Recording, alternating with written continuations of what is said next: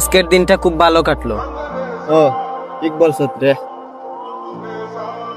আল্লাহু আকবার, আল্লাহু আকবার। আসসালামু আলাইকুম।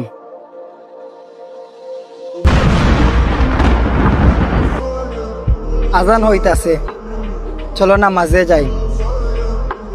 আপনার নামাজ আপনিই পড়েন। দিলেন তো মুড নষ্ট করে।